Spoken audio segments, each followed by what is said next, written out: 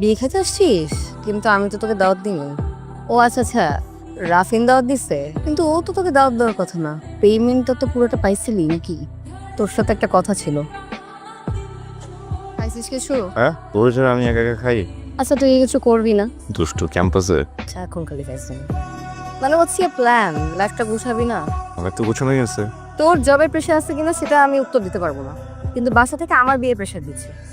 এখন আমি তোর কথা যদি যে বলি, সাপোজ আমি বললাম, ওরা তো জানতে চাবে যে ছেলে কিছু করে অ্যাটলিস্ট ট্রাই করছে কিনা। যে বলবি ছেলে তো স্টুডেন্ট, পড়ালেখা করতেছে, ভালো রেজাল্ট করার ট্রাই করতেছে, আর কি ট্রাই করবে? তুই তো অ্যাটলিস্ট একটা স্টুডেন্ট পড়াতে পারিস নাকি? তোর তো কোনো টেনশনই নাই। পড়াই তো, রাইকে পড়াই না। সঞ্জু, রায় তোর আপন ভাতিজি। তো কি হয়েছে? আমাকে প্রফেশনালি পড়াই, টাকা নেই তো, ভাইয়ের কাছে টাকা নেই না প্রত্যেক মাস গেলে। তোর সব ফালতু কথা শোনা আমার টাইম নেই, ঠিক আছে?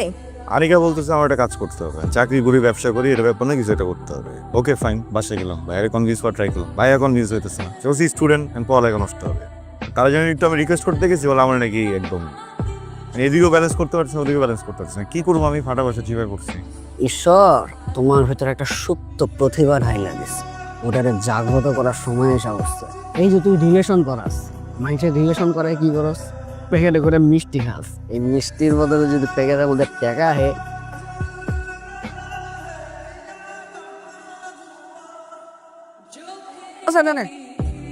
সালাম। কি বাবা? প্রেম? ওরে কোটা ওরে।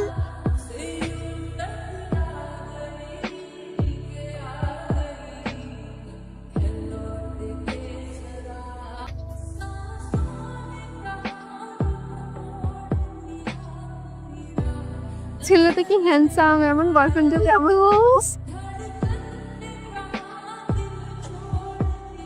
এই সামিউ, হ্যাঁ, আমার একটা ছবি তুলে দে না। আমি পরে ফোন দিচ্ছি তোকে, ঠিক আছে? দাদা একটা মিনিট, একটা মিনিট আসতেছি। কি আসছিস, ছবিটা তুলে দিয়ে যা। একটা মিনিট দাঁড়া না। আরে ভাই কতবার বলছে তোরে ইংলিশে যখন থেকে বললাম ফোনটা না দেওয়ার জন্য? হাই, তুই কথা বলতে গেলে আমার সামনে কথা বলতে পারিস না? হ্যাঁ, তোর লুকাই কথা বলতে হবে কেন? ব্যবসায়িক ফোন তো। কিসের বিজনেস? আরে বস না একটা মিনিট, আমি একটু শেষ হই।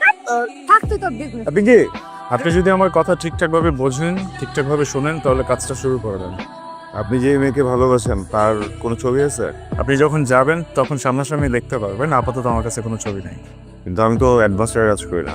কত টাকা চার্জ করেন আপনি? 30,000। আমি আপনাকে 1 লাখ টাকা দেব। বস, কোনো ক্রাইম সিন আছে নাকি? এত টাকা কেন? আমি যে মানুষটাকে ভালোবাসি, আমি যে মানুষটাকে চাই, সে মানুষটার জন্য 1 লাখ টাকা কিছু না। আমি আসলে আপনাকে চিনি, আমি কোনো ঘুরায় পেঁচায় কথা বলা একদমই পছন্দ করি। Let's come to the point. আমি আপনাকে পছন্দ করি, আপনাকে ভালোবাসি, আর আপনাকে আমি বিয়ে করতে চাই। তো নোংরা করতে এসে বলছেন বিয়ে করছে না, কি মাথায় সমস্যা? না হলো বয়ফ্রেন্ড, জানেন তুমি? এটার নাম কি? পিঙ্কি। ও একটা বয়ফ্রেন্ড আছে, আপনি জানেন? বয়ফ্রেন্ডের নাম কি? সঞ্জু। কোন সঞ্জু? তুমি আমার সব কিছু জেনে শুনে গেমটা খেলছেন, তাই না? তোমার সাথে আমার একটা ডিল হয়েছে, যে কোথাও কি লেখা ছিল যে তোমার গার্লফ্রেন্ডের সাথে আমি প্রেম করতে পারবো?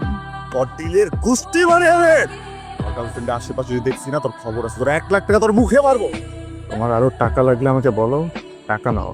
সব গায়ে হাত দেয়া বা বাদ দাও, তুই প্রফেশনাল না। হ্যাঁ, টাকা আমি তোর ফেরত দিব।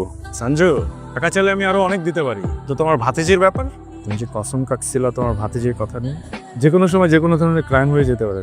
যে ছেলে 1 লাখ টাকা দিয়ে প্রেমের জন্য ইনভেস্ট করতে পারে, সে ছেলে যে কোনো কিছু করে ফেলতে পারে। সঞ্জু আপনার বয়ফ্রেন্ড, রাইট?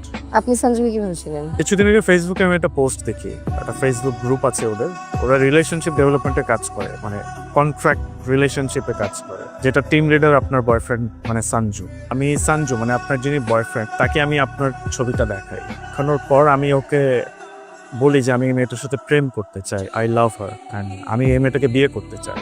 আমি জানি সঞ্জু আপনার বয়ফ্রেন্ড, অ্যান্ড সঞ্জু আমাকে কোনোভাবেই এটা ডিনাই করে না, ও বিষয়টাকে আরও অ্যাকসেপ্ট করে নেয়। বলে যে টাকার বিনিময়ে আমি আসলে এই ধরনের কাজ করে থাকি, সো আমি টাকার জন্য এটা করব। আমি ওকে বলেছি যেহেতু পিঙ্কি আপনার গার্লফ্রেন্ড, আপনি চাইলে অন্য অপশনে যেতে পারেন, আমার কোনো প্রবলেম নেই, আমি তো আপনাকে টাকা দিচ্ছি। বাট ও নিজে থেকে আমাকে বলে যে ওর মতো কোনো মেয়ের সাথে ব্রেকআপ করে ফেলে আমার কোনো যায় আসে না। আমি জানি আপনার বিশ্বাস হবে না, আপনার গতকালকে ব্রেকআপ হয়েছে, রাইট? আপনি চাইলে ওকে ফোন করে দেখতে পারেন, আপনার ফোন ধরবে না।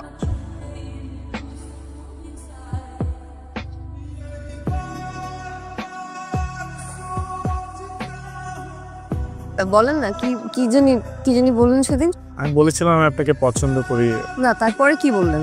আমি বলেছিলাম আমি আপনাকে বিয়ে করতে চাই। আপনি পরশুদিন আপনার ফ্যামিলি নিয়ে আমার বাসায় আসেন। Are you sure? 100% শিওর। ভাইয়া আপনি জানেন না ও কি করছে?